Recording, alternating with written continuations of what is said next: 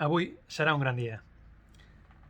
Un exercici que és tan poderós que pot canviar el pH de la teva sang, que pot augmentar o disminuir el ritme cardíac, pot facilitar-te la digestió, baixar els nivells de cortisona, ajudar-te a dormir, relaxar-te, marejar-te. Un exercici molt senzill i que fem tots cada dia. De fet, és la primera cosa que fem quan naixem i la darrera quan morim. Respirar. Podríem dir que la vida comença en aquell moment en què agafem aire per primer cop i s'acaba quan el deixem anar per últim. Per tant, la vida és això, un cúmul de respiracions, més de 700 milions de respiracions, de fet. 25.000 cops cada dia que respirem i movem uns 5-6 litres d'aire per minut. El més preocupant de tot això és que en el nostre dia a dia, o massa sovint mai, prestem atenció a la nostra respiració. I avui mirarem d'entendre una miqueta més què és la respiració, aprendrem a estar més atents a com respirem i algunes tècniques que ens ajudaran i podrem posar en pràctica quan vulguem. Fa més de 10 anys que vaig descobrir l'anuloma viloma, que és una tècnica de respiració de pranayama, de ioga, que en algun vídeo us l'explicaré, i és una tècnica que em va obrint el món de podem respirar de formes diferents. Aquestes respiracions, algunes d'elles us semblaran així com una bajanada, no? Però porten uns beneficis pel cos espectaculars i que actualment estan demostrats científicament. L'altre dia parlava amb la dentista dels meus fills, la Gemma Pons, vàrem estar parlant de la respiració amb mascaretes i el perjudici que provocava això pels nens. No la mascareta en si, que l'han de portar, sinó el perill de que els nens que respiren per la boca es converteixin en respiradors orals. Que només respirin per la boca.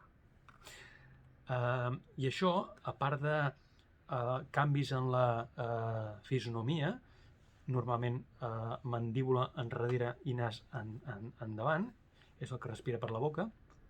Per tant, necessitem desenvolupar tota aquesta banda de mandíbula respirant pel nas. A part d'això tenim el tema de l'òxid nítric. I l'òxid nítric, que es genera a dintre el nas, a dintre dels nostres narius, té uns efectes increïbles pel nostre cos, juga un paper importantíssim en el flux sanguini, millora la funció plaquetària, facilita la transmissió nerviosa. I ara que estem en el rotllo del coronavirus, fer-vos saber que una de les millors maneres d'evitar l'entrada al nostre cos de virus i bacteris és respirar pel nas, i l'òxid nítric és un gran responsable.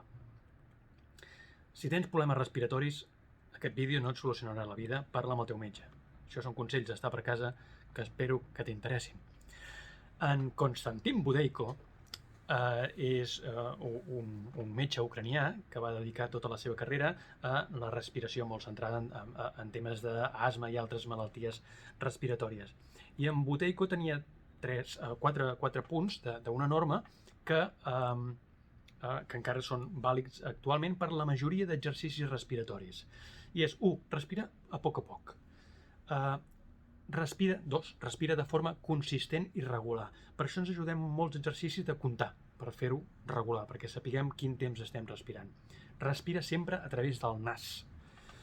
I respira pel diafragma, per la panxa, sense moure les espatlles. De fet, hauríem de dir respira pel diafragma toràcic, perquè tenim el diafragma cranial, el cervical, el pèlvic, i s'està parlant també dels diafragmes de les mans, plantes dels mans i plantes dels peus, que es mouen en conjunt amb tots els diafragmes quan respirem.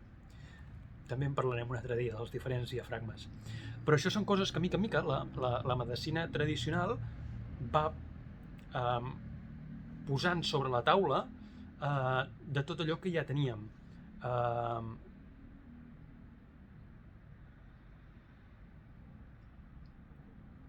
Això són coses que, mica en mica, la medicina actual, amb base científica, va posant sobre la taula coses que ja sabíem i que ja es treballaven i que ja s'aplicaven en cultures mil·lenàries. Però anem a les respiracions, que és el que ens interessa. Primera respiració d'equilibri. Water breath. És una respiració que pots fer en qualsevol moment, que pretenia un d'aquests punts que parlàvem, l'equilibri entre el que inspirem i el que expirem. És molt senzilla, pel nas, agafem aire comptant fins a 4, agafem 2, 3, 4 i exhalem també pel nas 2, 3, 4. Alguns, si ho practiqueu, potser el 4 us queda curt i necessiteu o esteu més còmodes en 5, o esteu més còmodes en 6, o esteu més còmodes en 7. No cal que siguin grans respiracions forçades d'expandir pulmons, per tant el joc no és aviam qui fa la respiració més llarga, però sí que potser en 4 us quedeu curts, no hi ha problema. Si ampliem a 5, 6, estem comptant, tampoc són segons. La idea però és que equilibrem entrada d'aire i sortida d'aire.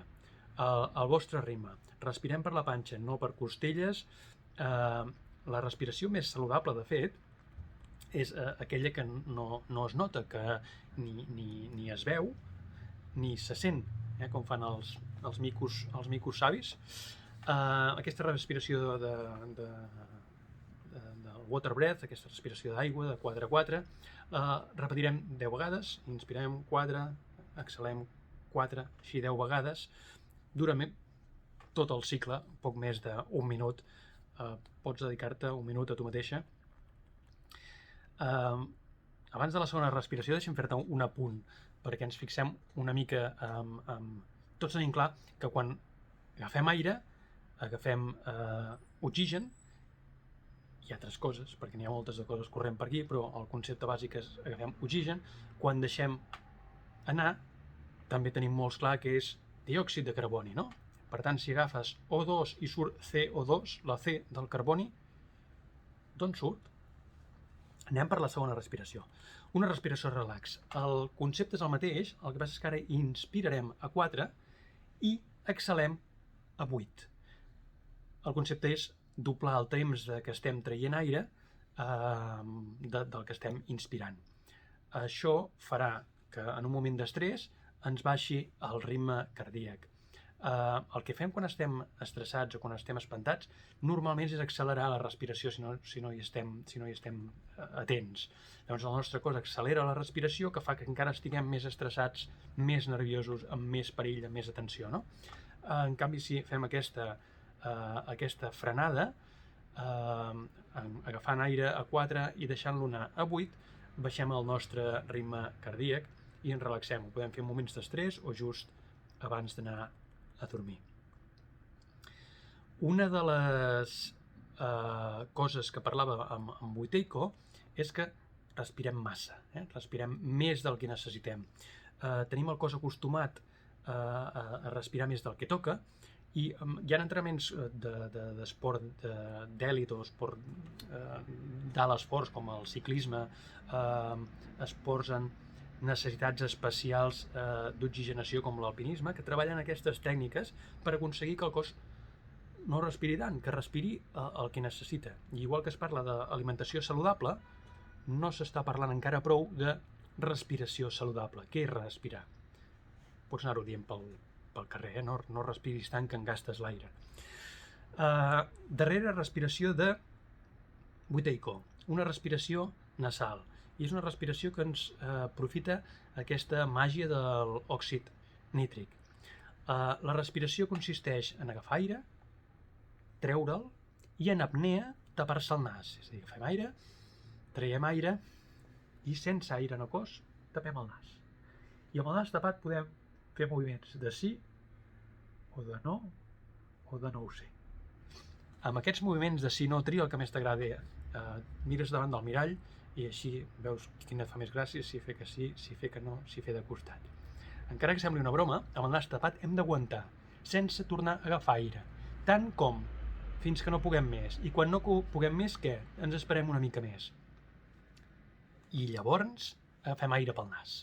Per tant, Fem aire, traiem aire, ens tapem el nas, exercici amb el nas, tindrem una necessitat d'aire, el nostre cos vol agafar aire, el retenim i en el següent pas obrim el nas i deixem que entri l'aire pel nas.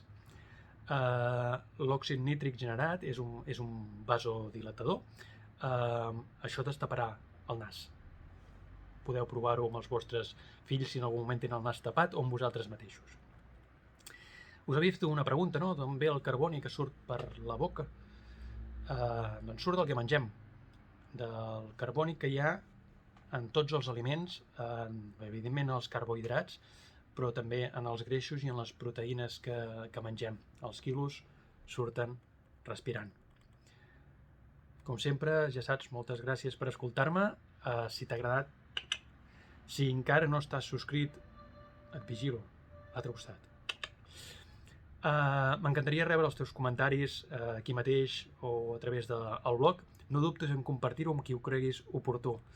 Totes les novetats a barto.cat. Cuida't.